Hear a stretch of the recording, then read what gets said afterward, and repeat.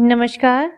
आज का सुविचार today's thought, even the wisest man has something yet to learn. सबसे बुद्धिमान व्यक्ति के लिए अभी भी कुछ सीखना बाकी है। अर्थात सीखना एक सतत, सहज, निरंतर चलने वाली एक सामाजिक प्रक्रिया है जिसमें सीखने वाला अपने वातावरण से परस्पर अंतःक्रिया करते हुए अपने अनुभवों से स्वयं सीखता है। धन्यवाद। सुप्रभात।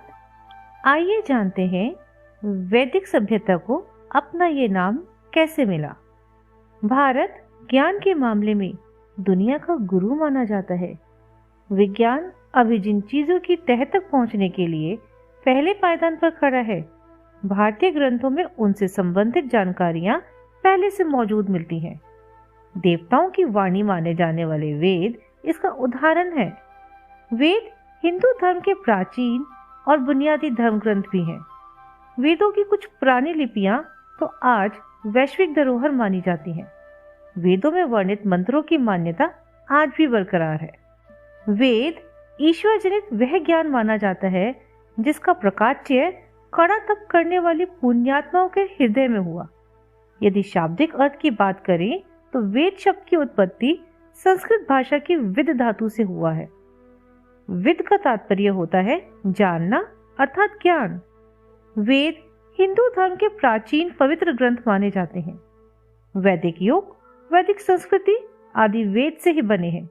मान्यता अनुसार प्राचीन समय में भगवान ने ऋषियों को अप्रत्यक्ष रूप से वेद मंत्र सुनाए थे। इसी कारण वेदों को श्रुति भी कहा गया है। वेदों को अनंत भी कहा गया है।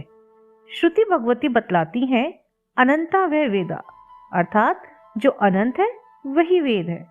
वेद का अर्थ है ज्ञान, और ज्ञान की कोई सीमा नहीं होती, वह तो अनंत होता है, इसलिए वेद भी अनंत है। वैदिक साहित्य में 4 वेद, ऋग्वेद, सामवेद, यजुर्वेद और अथर्ववेद एवं उनकी संहिताओं, ब्राह्मण, आरण्यक, उपनिषदों एवं वेदांगों को शामिल किया जाता है। वेद विश्व के प्रथम प्रमाणिक ग्रंथ हैं। गुरु द्वारा शिष्यों को मौखिक रूप से कंठस्थ कराने के कारण वेदों को श्रुति की संज्ञा दी गई है। वेदों को अपौरुषेय कहा गया है। ऋग्वेद देवताओं की स्तुति से संबंधित रचनाओं का संग्रह है। इसमें 1028 सूक्त हैं।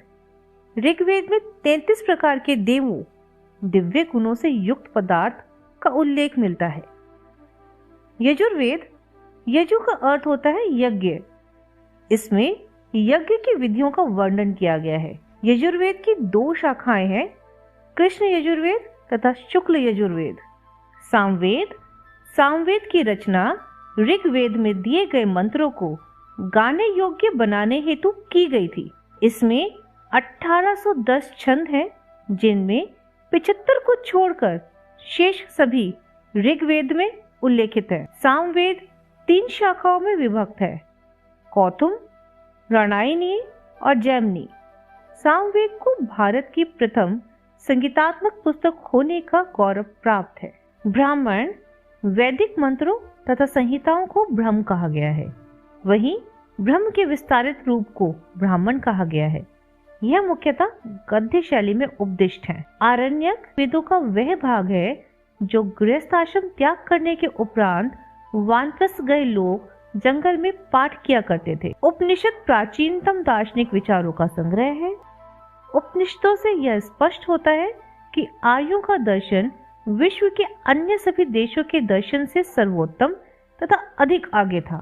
कुल उपनिषदों की संख्या 108 है।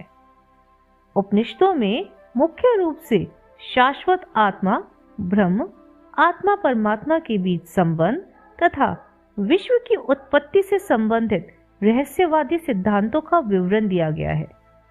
वेदांग, युगांतर में वैदिक अध्ययन के लिए 6 विधाओं का जन्म हुआ, जिन्हें वेदांग कहते हैं। वेदांग को स्मृति भी कहा जाता है क्योंकि यह मनुष्यों की कृति मानी जाती है। वेदांग सूत्र के रूप में है। इसमें कम शब्दों में अधिक तथ्य रखने का प्रयास किया गया है। वेदांग की संख्या 6 है। सूत्र साहित्य वैदिक साहित्य का अंग है तथा यह उसे समझने में सहायक भी है। ऋग्वैदिक काल मुख्यतः एक काबिलाई व्यवस्था वाला शासन था, जिसमें सैनिक भावना प्रमुख थी।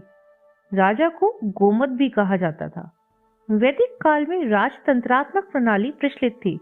इसमें शासन का प्रमुख राजा होता था। राजा वंशानुगत तो होता था, परंतु जनता उसे हटा सकती थी। वह क्षेत्र विशेष का नहीं, बल्कि जन विशेष का प्रधान होता था। राजा युद्ध का नेतृत्व करता था। सभा, समिति तथा विदत नामक प्रशासनिक संस्थाएं थी। अथर्ववेद में सभा एवं समिति को प्रजापति की 2 पुत्रियां कहा गया है। समिति का महत्वपूर्ण कार्य राजा का चुनाव करना था। समिति का प्रधान ईशान या पति कहलाता था। विदत में स्त्री एवं पुरुष दोनों सम्मिलित होते थे। नववधुओं का स्वागत, धार्मिक अनुष्ठान आदि सामाजिक कार्य विदत में होते थे। सभा श्रेष्ठ लोगों की संस्था थी। समिति आम जनप्रतिनिधि सभा थी एवं विदत सबसे प्राचीन संस्था थी। ऋग्वेद में सबसे ज्यादा बार उल्लेख विदत का 122 बार हुआ है।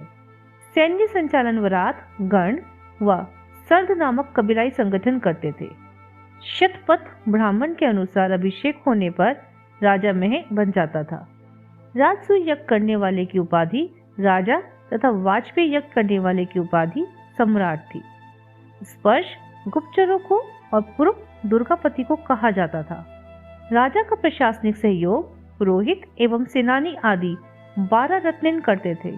चारागाह के प्रधान को वाजपति एवं लड़ाकू दलों के प्रधान को ग्रामीणी कहा जाता था। वैदिक हिंदुओं का पर्यायवाची है।